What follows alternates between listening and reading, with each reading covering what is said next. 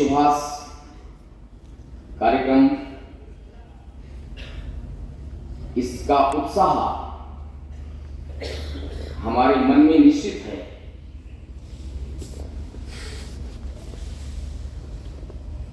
लेकिन उत्साह के साथ साथ दिशात्मक अनुशासन, इसकी भी आवश्यकता होती है।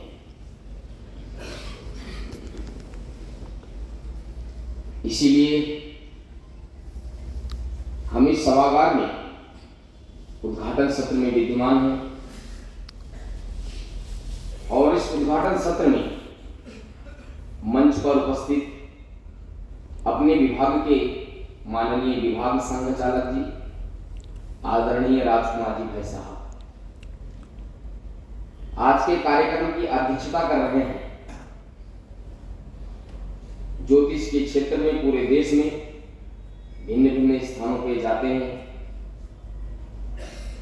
काशी हिंदू विश्वविद्यालय से पढ़ाई की, ज्योतिष के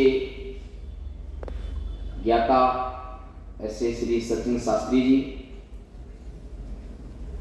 अपने विभाग के पहले विभाग प्रचारक रहे, यानी कि अभी से पहले, अभी वर्तमान में प्रांत की जिम्मेदारी है आदरणीय जितेंद्र जी भाई साहब। तीनों जिलों के सभी ज्येष्ठ श्रेष्ठ माननीय जिला संघचालक जी, जिले के तीनों जिलों के जिला प्रचारकों का परिचय कराया गया है, चारों जिलों के ऐसे जिला प्रचारक जी, सभी जिले से आए हुए ज्येष्ठ श्रेष्ठ कार्यकर्ता कार्यवाह है और भी बहुत सारे कार्यकर्ता कार्यक्रम को देखने के लिए भी आए हैं। ऐसे सभी कार्यकर्ताओं का हार्दिक स्वागत और अभिनंदन है। और यहाँ पर बैठे हुए मेरे सभी नौजवान साथियों, हम लोगों ने संघ में एक गीत सुना होगा, देशभक्ति का मूल्य प्राण है, देखें कौन चुकाता है, देखें कौन सुमन सैया तज कंटक पथ अपनाता है। जो लोग देश की बात करते हैं, समाज की बात करते हैं, लेकिन देश और समाज को जानते नहीं है, समझते नहीं है, तो उनको समझाने के लिए ये दो पंक्ति पर्याप्त है। देशभक्ति का मूल्य, देशभक्ति केवल एक सादा वाक्य शब्द नहीं है, ये शहीदों की जय हिंद की बोली नेताजी सुभाष चंद्र बोस जी बोलते थे। ये शहीदों की जय हिंद की बोली ऐसी वैसी ये बोली नहीं है, खून से लाल है जिनकी चादर, कौन कहता ये बोली नहीं है। ये शहीदों की जय हिंद की बोली ऐसी वैसी ये बोली नहीं है। और उसके बाद क्या होता है, जो लोग देश पे राजनीति करते हैं, देश के बारे में भिन्न भिन्न प्रकार की बातें बोलते हैं, जिनको देश के आगे आबरू से कोई मतलब नहीं है, वो लोग देश को सुधारेंगे, समाज को सुधारेंगे, इसका बीड़ा लेके चलते हैं, देश को बदलाते हैं, देश को बांटते हैं, देश को विभाजित करते हैं, देश की भिन्न भिन्न यूनिवर्सिटियों में भिन्न भिन्न प्रकार के नारे लगाते हैं। थक गया जब जवान लड़ते लड़ते। हम लोग अपने जीवन के बहुत सारे सपने देखते हैं, सोचते हैं आखिरी जीवन होगा तो बहुत अच्छा उत्साह से और अच्छा बीतेगा, कोई टेंशन नहीं, ऐसे जीवन को जीतने के लिए सोचते हैं। लेकिन जो देश और समाज के लिए काम करता है, वो ऐसे जीवन के बारे में नहीं सोचता है। वो ऐसा सोचता है जीवन की आखिरी सांस में तड़प तड़प के अपने जीवन को हम दे रहे होंगे और हमको पानी को भी पूछने वाला कोई नहीं होगा, लेकिन उस पर भी हम देश और समाज का काम करेंगे, ऐसा संकल्प, ऐसी जिज्ञासा, ऐसा उत्साह, ऐसी उमंग ऐसी होती है जिसके अंदर उसको युवा कहा जाता है। इसीलिए थक गया जब जवान लड़ते लड़ते, मां की ममता तड़प करके बोली, आ मेरे लाल गोदी में सो जा, अब तेरे पास बोली नहीं है, ये शहीदों की जय हिंद की बोली ऐसी वैसी ये बोली नहीं है। जिनको लोग आज सामान्य भाषा में जय हिंद बोलते हैं, ये जय हिंद क्या है? नेताजी सुभाष चंद्र बोस और कितना उत्साह, कितना उमंग हृदय में लेके चले होंगे। उनसे एक दिन, उनकी जयंती से एक दिन पूर्व हम कार्यक्रम का नियोजन कर रहे हैं और महापुरुषों को किसी तिथियों में नहीं बांधा जा सकता है, महापुरुषों को किसी जाति बिरादरी में नहीं बांधा जा सकता है, महापुरुषों को किसी सीमा रेखा के अंदर नहीं बांधा जा सकता है, महापुरुषों को किसी दहलीज में नहीं बांधा जा सकता है। They think out of the box.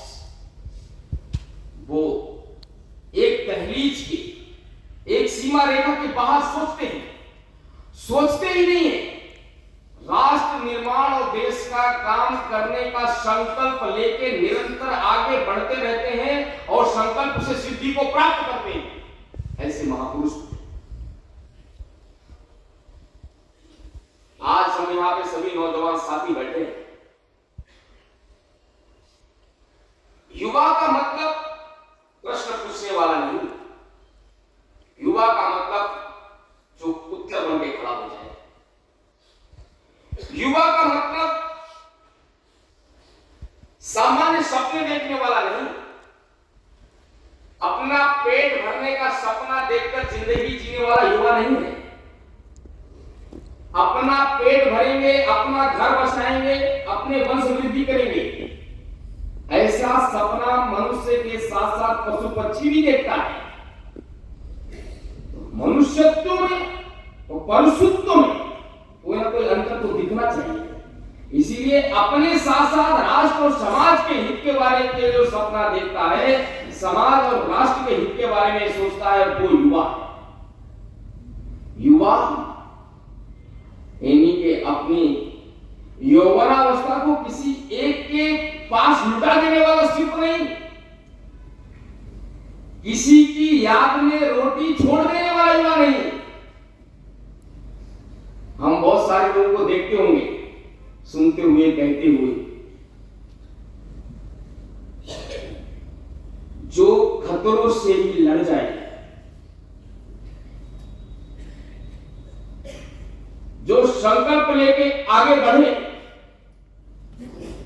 जो चुनौती से घबराए नहीं, जो परिस्थितियों का सामना करे, जो प्रश्न नहीं उत्तर बनकर खड़ा हो जाए, जो गिड़गिड़ाए नहीं, सीना तान के अड़ जाए, जो राष्ट्र और समाज के लिए अपने जीवन के कुछ सपनों को न्यौछावर कर दे, केवल एक पायल की झनकार में अपनी जिंदगी को जीने वाला ये युवा नहीं,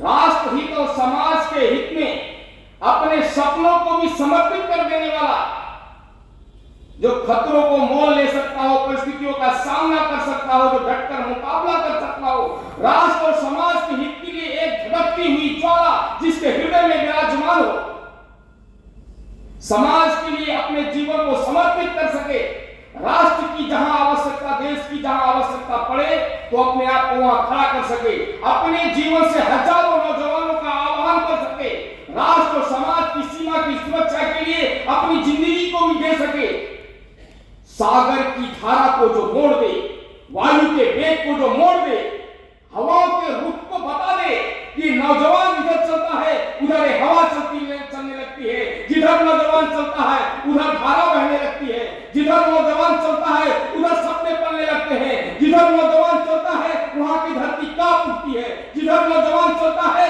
वहां के आतताई के मुख बंद हो जाते हैं, जहां नौजवान चलता है उसके पीछे आगे बारूद लगती रहती है, गोले चलते रहते हैं, बंदूकों की भी सायों में जो अपनी जिंदगी को जीता है वो युवा है। कभी कभी हम लोग कहते हैं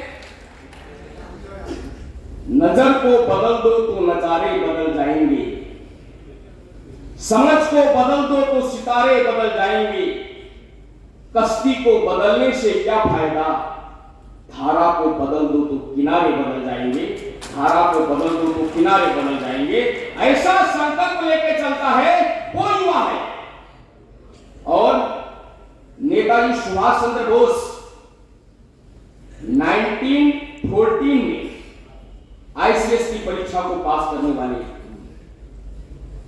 और उस समय बहुत सारी जगह से नौकरी, अंग्रेज की ब्रिटिश सरकार की नौकरी, सब प्रकार की चीजें थी, लेकिन नहीं, उन्होंने एक नारा दिया था, माई कंट्री माई कैरियर, मेरा देश ये मेरा चरित्र है। और देश का निर्माण कब होता है? जब मनुष्य का जीवन थम जाता है, तब देश का निर्माण होता है। देश के निर्माण की अग्रणी भूमिका कौन निभाता है? देश के निर्माण की अग्रणी भूमिका युवा निभाता है। Paper, certificate and documents are not make a nation great. कभी कभी लोगों को लगता है ना कि हमने इतनी डिग्री ले ली, ये कर लिया, वो कर लिया, इतना कमा लिया, इतने हमारे सर्टिफिकेट है। तो बेन जॉनसन ने लिखा है, paper, certificate and documents are not make a nation great, only man make a nation great. यानी कि नौजवान खड़ा होता है, वहां का युवा कैसा सोचता है देश के बारे में, देश के साथ हमारा उतना ही अपनापन है जैसे एक सिक्के के दो पहलू होते हैं, हम वो अलग नहीं कर सकते। अपनी संवेदना इस मातृभूमि के साथ इस प्रकार की जुड़ी है।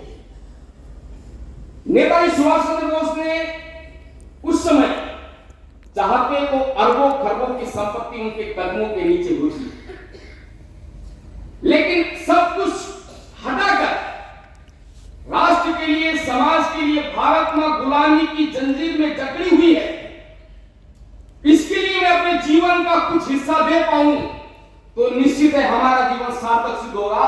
तो हम लोगों ने उन पे बहुत सारे प्रकार की मूवी बनी है, बहुत सारे प्रकार के लेख लिखे गए, बहुत प्रकार का साहित्य हम लोगों ने पढ़ा होगा। और उस समय की कुछ सरकारों ने जानबूझकर नेताजी सुभाष चंद्र बोस की बहुत सारी चीजें हमारे सामने आने नहीं दी। 1945 में नेताजी सुभाष चंद्र बोस कैसे चले गए, हमारे सामने वो सत्य तथ्य आने नहीं दिया गया।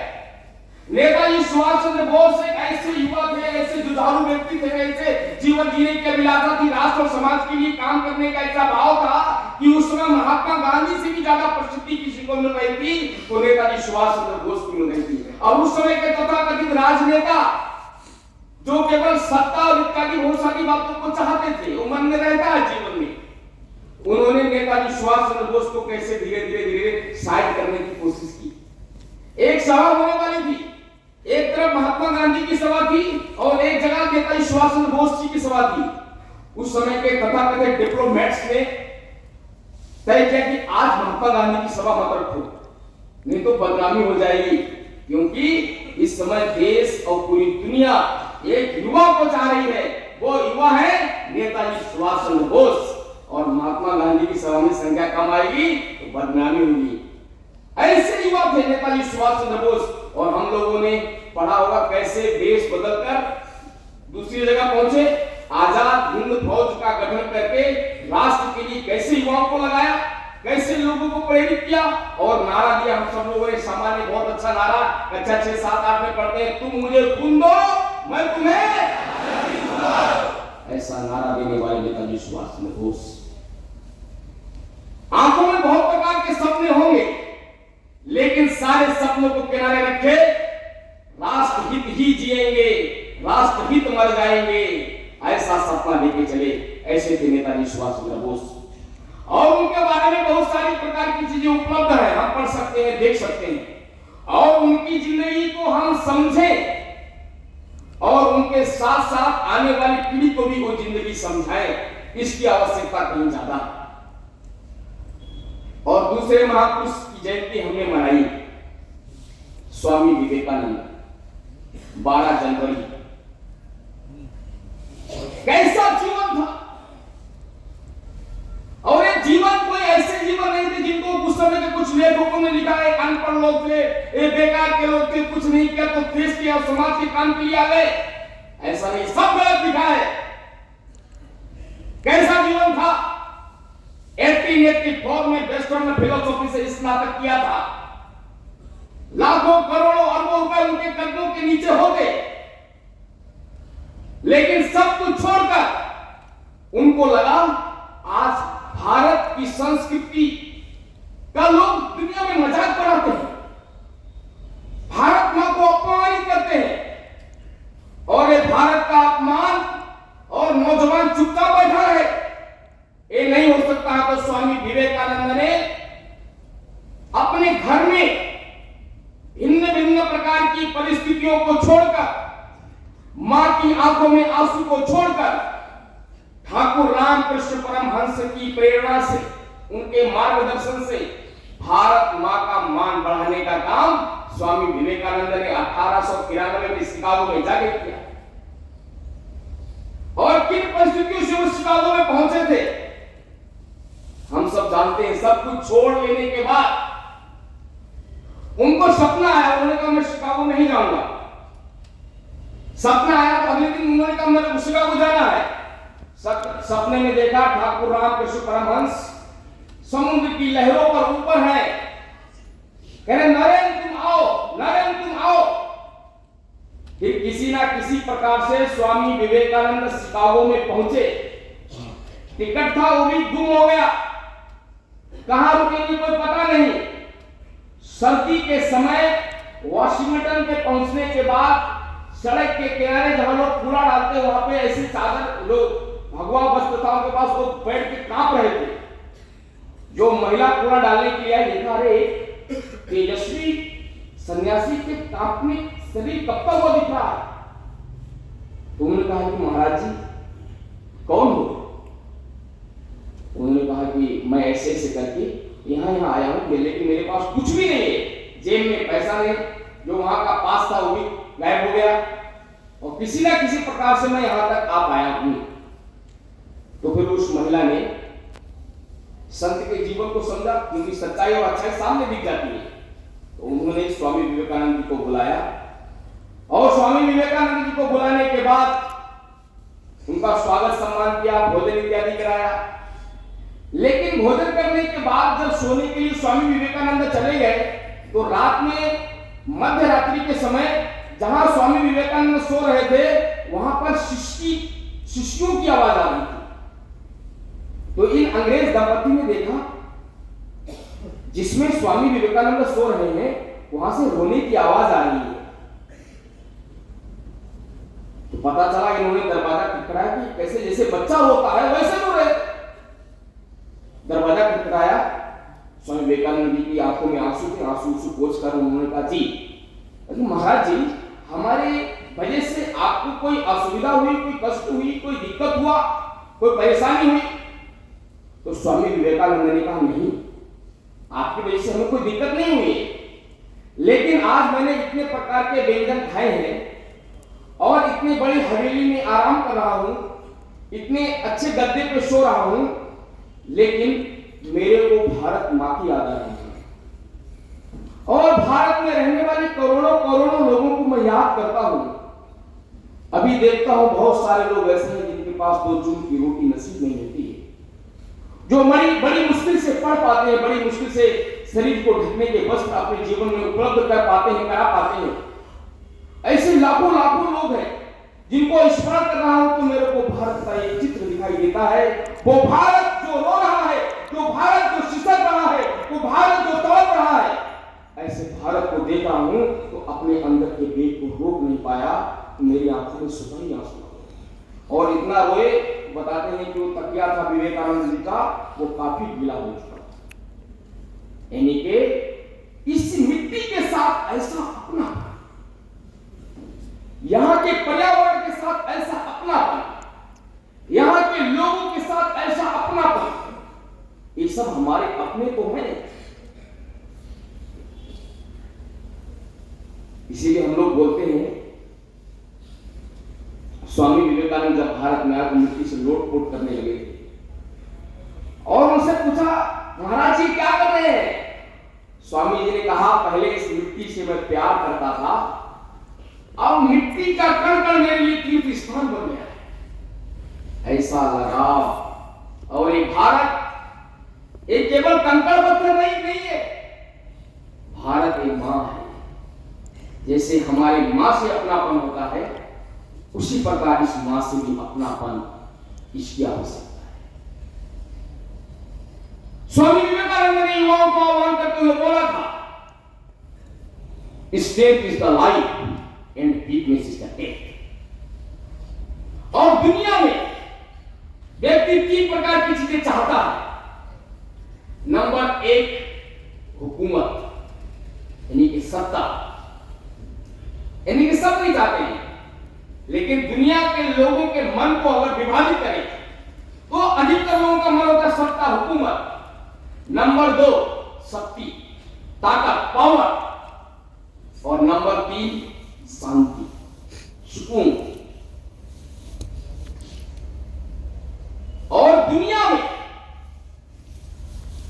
पूरी दुनिया मेरे मुट्ठी के अंदर रहे, ऐसे कुछ लोग हमेशा हावी होते रहे। और एक समय कुछ लोग ऐसे थे जो खलीफा के आंदोलन देश में चलाते थे और खलीफा पूरी दुनिया में शासन सत्ता संभालते थे। द्वितीय विश्व युद्ध के बाद वो ताकत, पूरी दुनिया का सबसे ताकतवर व्यक्ति कौन होगा, पूरी दुनिया का सबसे ताकतवर विचार कौन होगा, पूरी दुनिया का सबसे ताकतवर देश कौन होगा, तो अमेरिका बना।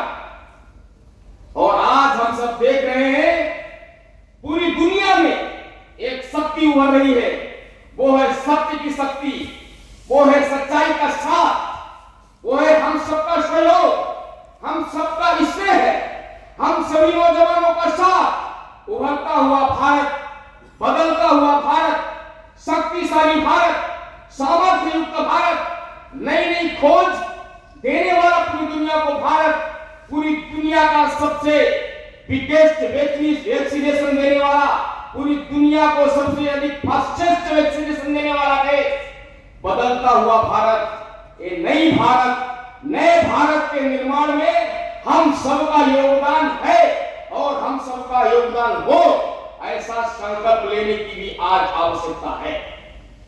कभी हमारे देश के सैनिक असुरक्षित रहते थे, मथुरा के सैनिक हेमराज का सर काटा गया, और हमारे देश के जो तथाकथित दिल्ली में रहने वाले लोग थे वो सफेद कबूतर छोड़ते रहते थे कि नहीं हम शांति का संदेश देने वाले हैं, हम शांति को मानने वाले हैं। लेकिन हम शांति को मानते हैं, लेकिन अपना स्वाभिमान बेचने वाली शांति हमें नहीं चाहिए। इसीलिए अब हमारा देश कैसे हो गया, जब से हमारे नौजवान खड़े हुए, भारत का हिंदू समाज खड़ा हुआ, भारत खड़ा हो गया, तो एक विचार में परिवर्तन हुआ और एक सच्चाई के विचार की जीत हुई, और सच्चाई के विचार के जीत के साथ साथ देश सुरक्षित हाथों में पहुंचा, देश सुरक्षित हुआ, माता बहनें सुरक्षित हुई, हमारा घर द्वार सुरक्षित हुआ।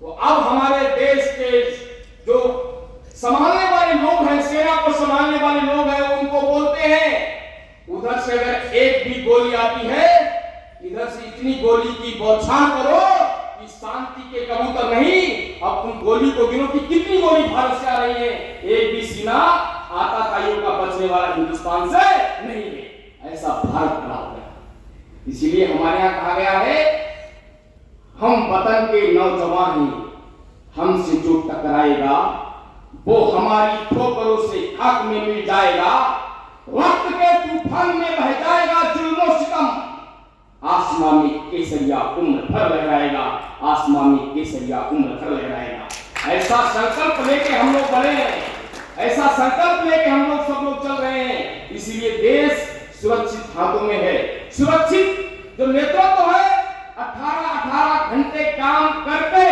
देश के युवाओं के बारे में, देश की माताओं बहनों के बारे में, भारत की संस्कृति के बारे में, भारत के लोगों के बारे में, देश की सीमाओं के बारे में सोचने का काम कर रहा है। ऐसा नेतृत्व हम सबको मिला है।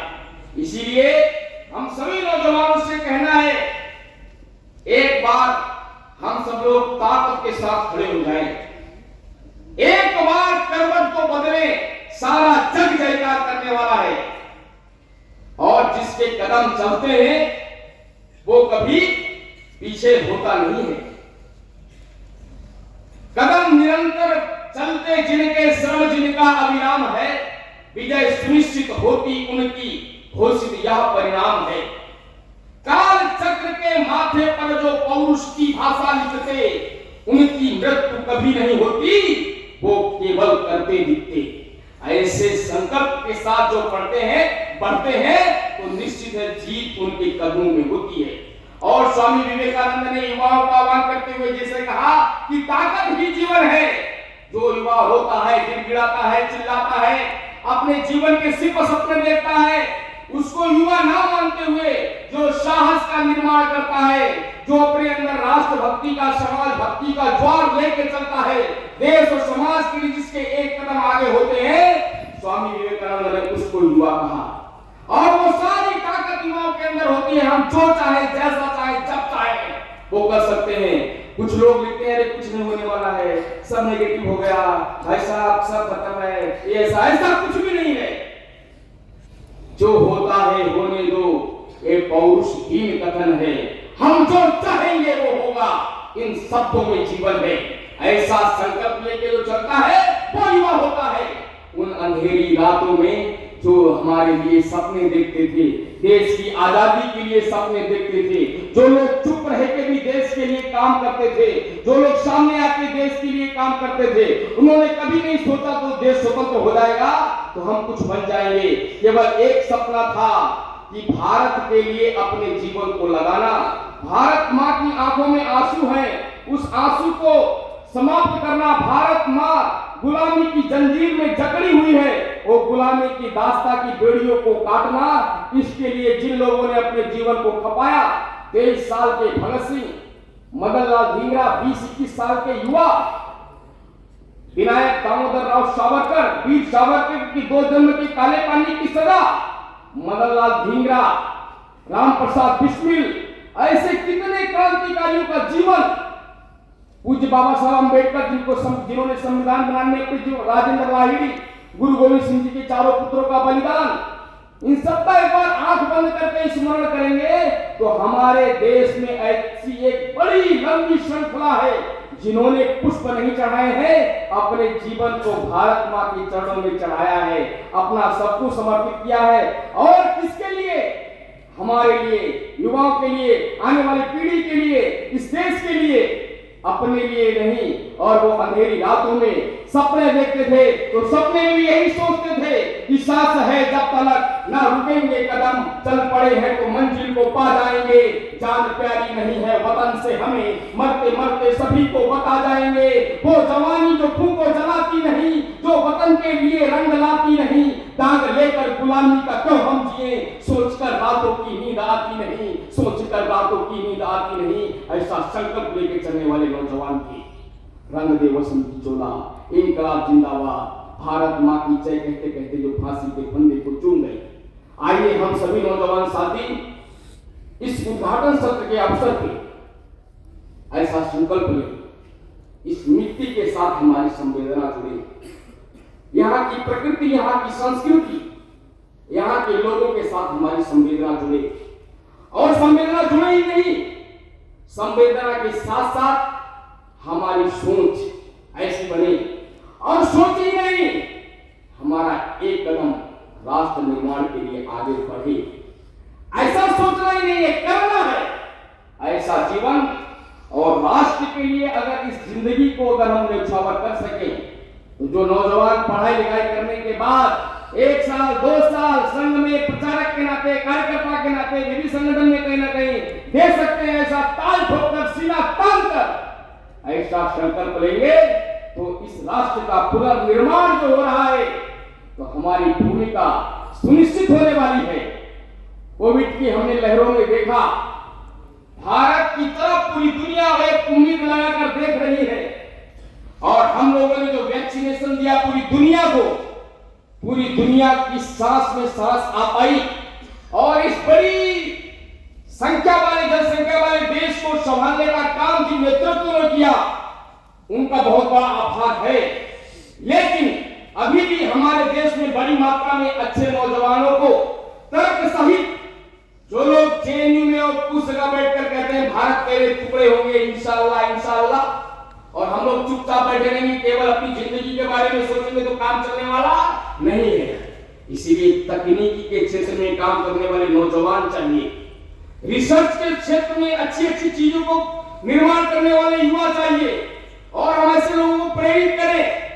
और हम चिकित्सा के क्षेत्र में अभी एक बहुत बड़ा हमारे यहाँ एक ढांचा खड़ा करना है, इसकी आवश्यकता है भारत को। और भारत पूरी दुनिया में अभी न्यू एजुकेशन पॉलिसी जो आई है, उसके माध्यम से पूरी दुनिया में सच्चाई का विचार पहुंचने वाला है। पूरी दुनिया बड़ी उम्मीद के साथ भारत के युवाओं को देख रही है, और ये युवा जिनके आंखों में वैभव के सपने, पग में तूफानी गति होती, जो रुकता नहीं है, टिकता नहीं है, झुकता नहीं है, निरंतर चलता रहता है। चलने रहने का नाम जीवन है।